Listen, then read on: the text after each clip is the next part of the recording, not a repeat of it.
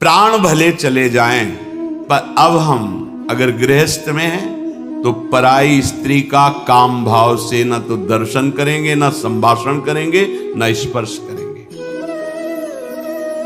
अगर आपको सुमति बढ़ानी है, संपत्ति बढ़ानी है, सुख में निमग्न होना है, दुख से बचना है, तो प्रार्थना मान लीजिए ये खिलवाड़ नहीं है, पर स्त्री गमन सीधे दुर्गति है। जो कानून है वो कानून है, ये भगवत कानून है, वैदिक सिद्धांत है।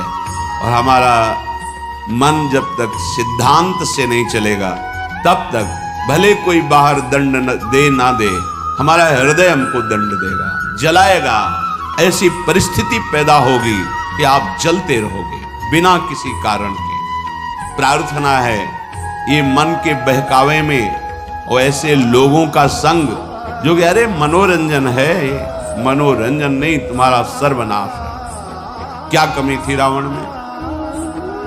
महान देववंदित पुलस्त जी का अंश है, पुलस्त जी के अंश से प्रकट हुआ। विश्रवा जी, पुलस्त जी ही ने अपना दूसरा रूप धारण किया। वैसे भी पुत्र को आत्मा ही कहते हैं। ऐसे पावन वंश में परम पवित्र ब्रह्म ऋषि है पुलस्त जी, और तपस्या में अद्वितीय है रावण। साक्षात ब्रह्मा जी प्रकट होकर जो तुम्हारी इच्छा हो वरदान मांगो। उत्तम कुल में प्रकट हुआ। ब्राह्मणत्व जहां छाया हुआ है, ऐसे ऐसे पिता से, जहां तपस्या का धनी है और बुद्धिमान समस्त वेदों का पारंगत है, साधारण नहीं है, असाधारण है। शिव आराधना अपने प्राणों की भी आहुति देने के लिए तैयार है। इष्ट देव भगवान शंकर के लिए कई बार अपने शीश उतार कर चढ़ाए, कई बार अपने भुजाओं में झूला झुलाया। कैलाशपति भगवान शिव को मैं कैलाश सहित बलशाली चलत दशानन डोलत अवनी, जहां पृथ्वी में चरण रखता तो झुक जाती धरती, जिस लोक में जाके भुजा ठोक देता लोकपाल भयभीत हो जाते। क्या वैभव में कमी थी उसके? सोने की लंका थी। पर स्त्री गमन का स्वभाव, एक भयानक दोष, पर स्त्री गमन का स्वभाव उसका सर्वनाश कर दिया, सर्वनाश कर दिया। इसी स्वभाव ने, और उसमें जो भी आप ढूंढो सब कुछ मिलेगा उसमें। बहुत ही प्रवीण, बहुत ही बलशाली, प्रताप, सब कुछ था। एकमात्र दोष, आग लग गई पूरे वैभव में, पूरी उसकी पवित्रता में। और बंदर पैरों से खोपड़ी ऐसे जैसे फुटबॉल ऐसे मारते थे। मंदोदरी रो के कह रही थी, राम विमुख असहाल तुम्हारा। भगवत विमुख होने के कारण ये दोष तुम छोड़ नहीं पाए। हम तुम्हें बार बार पैर पड़ के समझाती रही, और आज तुम्हारी ये दशा है कि तुम्हारे कुल में कोई रोने वाला नहीं।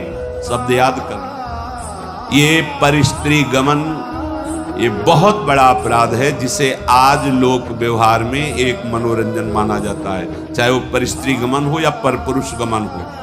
सावधान हो जाओ, तुम्हारे पुण्य क्षीण हो जाएंगे।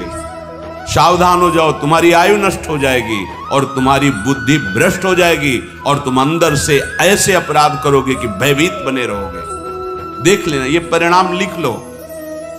जिनको समझ में आता है अरे तो सब क्या है, तो आगे देख लेना क्या है। अगर कुमति को दबाकर सुमति को बढ़ाना है तो नियम ले लो, चाहे प्राण निकल जाए, पर पराई जिसका हम पाणी ग्रहण किए उसके सिवा किसी और स्त्री के साथ काम संबंध नहीं। अगर ये नियम निर्वाह कर ले गए तो बहुत कुछ जीत जाओगे, क्योंकि सबसे बड़ा शत्रु यही काम है।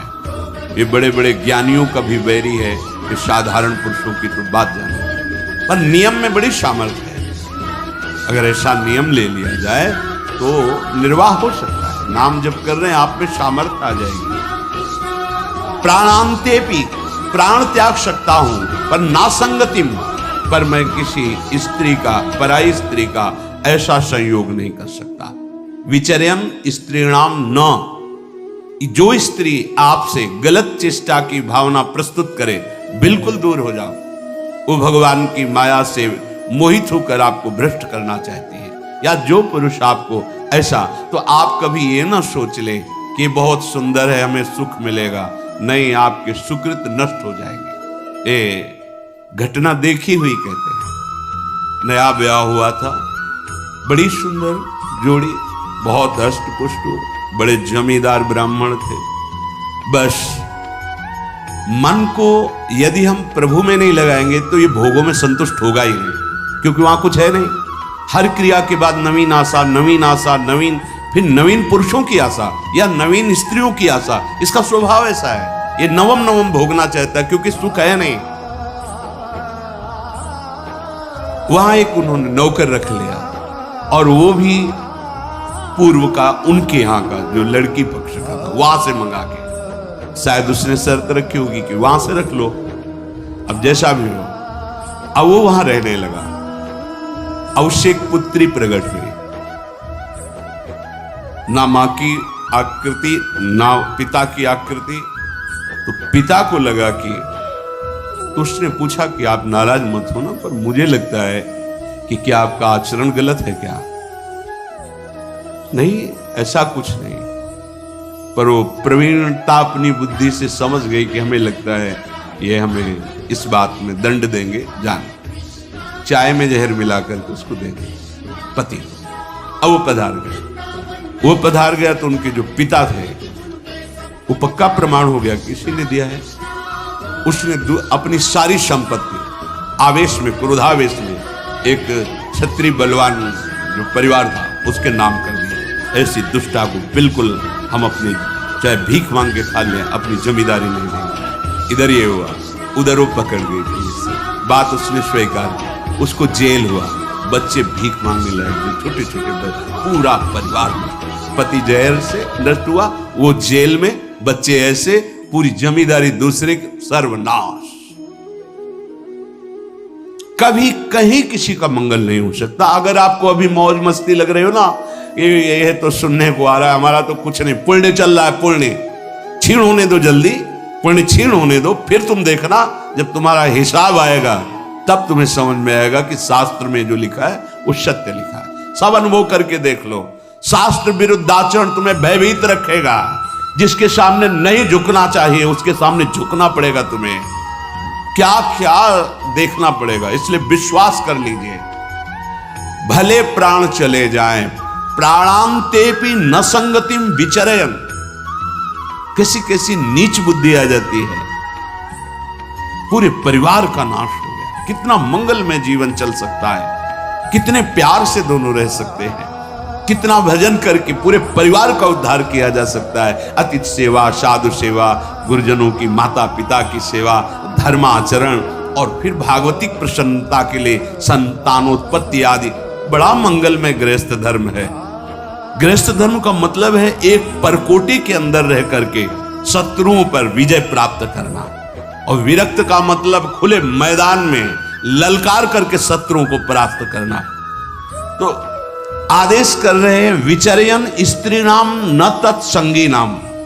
जो पुरुष आपके पास बैठकर गंदी बातें सुनाता हो, गंदे दृश्य दिखाता हो, गंदी चेष्टाओं का परिचय कराता हो, ऐसे पुरुष का त्याग और ऐसी स्त्री का त्याग जिसके संग से आपका अपना धर्म नष्ट हो जाए, बिल्कुल नहीं। सावधान। अगर भूल हो गई है तो आज से सावधान हो जाओ। अब लो नशानी, अब ना नशई हो। प्रार्थना मान लो, ना इस लोक में सुख मिलेगा, ना पर